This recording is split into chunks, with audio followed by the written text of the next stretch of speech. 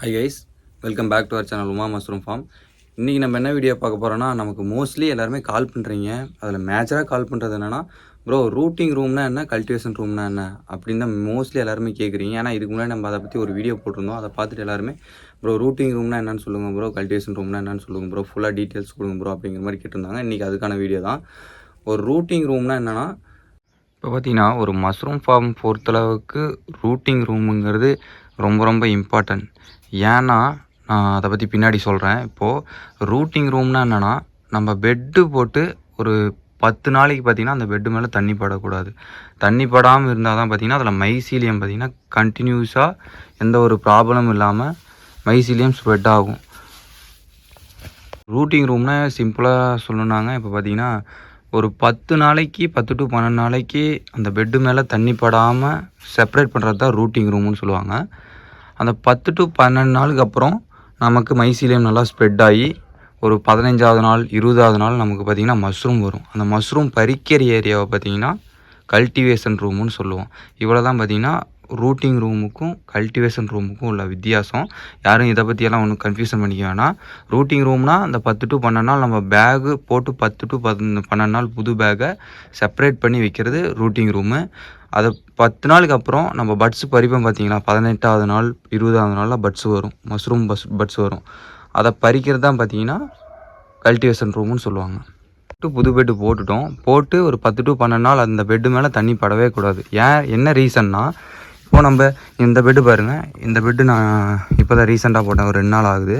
இப்போ இந்த இடத்துல பாருங்கள் ஹோல்ஸ் இருக்குங்களா, இந்த பெட்டை எடுத்து நீங்கள் டேரெக்டாக கல்டிவேஷன் ஏரியாவில் வச்சிங்கன்னா ஃபாகர்ஸ் இருக்குங்களா, இந்த ஃபாகர்ஸுக்குள்ளே இந்த தண்ணி இந்த கேப்புக்குள்ளே போயிடும். இந்த கேப்புக்குள்ளே உள்ளே போச்சுன்னா என்ன ஆகுனா, நமக்கு தண்ணி உள்ளே போயிடுச்சுன்னா சீடு இருக்குங்களா, சீடு பார்த்திங்கன்னா கண்டாமினேஷன் ஆகி அழுகிரும். இப்போ நமக்கு இந்த ஹோல்ஸ் இருக்குன்னா அந்த ஹோல்ஸுக்குள்ளே தண்ணி உள்ளே போயிடும். இதே அந்த 10 to 12 நாளுக்கு நம்ம பெட்டு பார்த்திங்கன்னா அந்த கல்டிவேஷன் ஏரியாவில் இல்லாமல் ரூட்டிங் ஏரியாவை நம்ம செப்பரேட் பண்ணி வச்சோம்னு வச்சுக்கோங்களேன். இந்த மாதிரி பாருங்கள், இந்த பெட்டு உங்களுக்கு பார்த்தாலே தெரியும், ஃபுல்லாக உங்களுக்கு மைசீலியம் நல்லா ஸ்ப்ரெட் ஆகிடுச்சு. இங்கே பாருங்கள், பட்ஸ் எடுக்கிற ஸ்டேஜில் வந்துருச்சு. இது பட்ஸ் எடுக்கிற ஸ்டேஜில் வந்ததால் இப்போ இதுக்குள்ளே தண்ணி போகிறதுக்கு சான்சஸ் 100% சான்சஸ் ரொம்ப ரொம்ப கம்மி. நீங்கள் மேலே ஏதோ ஹோல்ஸ் கில்ஸ் எதுவும் தெரியாமல் விழுந்துருந்தால் மட்டும்தான் தண்ணி உள்ளே போகும். மற்றபடி தண்ணி உள்ளே போகிறதுக்கு சான்சஸே இல்லை. டேரெக்டாக இதுலேருந்தும் நீங்கள் கல்டிவேஷன் ரூமுக்கு எடுத்து வச்சிங்கன்னா உங்களுக்கு டேரெக்டாக பட்ஸு வர ஆரம்பிச்சிடும். ஸோ இதுதான் பார்த்திங்கன்னா ரூட்டிங் ரூமுக்கும் கல்டிவேஷன் ரூமுக்கும் உள்ள டிஃப்ரென்ஸு. இப்போது நீங்கள் ரூட்டிங் ரூமுக்கு ரொம்ப ஸ்பேஸெல்லாம் நீங்கள் விட தேவையில்லை. 10க்கு 10 ஒரு ரூம் இருந்தால் போதும். அந்த 10 to 12 நாள் பார்த்தீங்கன்னா நீங்கள் வீட்லேயே கூட நீங்கள் இருக்கிற இடத்துல கூட வச்சுக்கலாம், ஒன்றும் பிரச்சனை கிடையாது. ஏன்னா அதுக்கு பார்த்தீங்கன்னா நார்மல் நம்ம இருக்கிற டெம்பரேச்சரே கூட போதும். கூலிங் கொடுக்கணும், ஹீட்டு கொடுக்கணும் அப்படின்லாம் ஒன்றும் கிடையாது. நம்ம நார்மலாக என்ன டெம்பரேச்சர் இருக்கோ, வெளியே என்ன டெம்பரேச்சர் இருக்கோ அந்த டெம்பரேச்சரை நீங்கள் வச்சுக்கலாம். ஆனால் ரூட்டிங் ரூமுங்கிறது ரொம்ப ரொம்ப ரொம்ப இம்பார்ட்டன்ட். என்னோடய எக்ஸ்பீரியன்ஸ்லாம் நான் சொல்கிறேன். ஸோ ரூட்டிங் ரூமு ஸ்பேஸு இருக்கிறவங்க கண்டிப்பாக போட்டுக்குவாங்க. ஸ்பேஸ் இல்லாதவங்களுக்கு இன்னொரு ஆப்ஷன் இருக்குது. என்ன ஆப்ஷன்னா, நம்ம சீடு வாங்கும்போது நமக்கு காட்டன் கொடுப்பாங்க. அதாவது அந்த சீடு க்ளோஸ் பண்ணுறதுக்காக காட்டன் கொடுப்பாங்க. அந்த காட்டன் எடுத்து நீங்கள் ஒரு பெட்டுக்கு 8 ஹோல்ஸோ இல்லை 12 ஹோல்ஸோ போடுறீங்கன்னு வச்சுக்கோங்களேன்.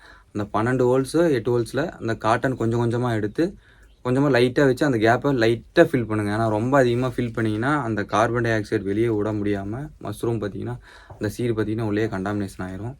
ஸோ அது இன்னொரு ஆப்ஷன். அப்படி என்கிட்ட கல்டிவேஷன் ஏரியா இருக்குது ப்ரோ, ரூம் இருக்குது அப்படின்னா அப்படி போட்டு பண்ணிக்கோங்க.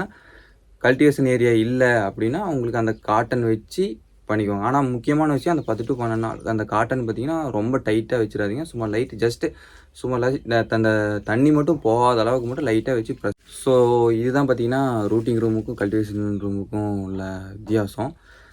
இந்த மாதிரி நம்ம மஷ்ரூம் ஃபார்மிங் ரிலேட்டடான வீடியோஸ் பார்த்திங்கன்னா அப்லோட் பண்ணிகிட்ருக்கோம். எல்லாருமே கால் பண்ணுறீங்க, அவங்க டவுட்டை கிளியர் பண்ணுறீங்க.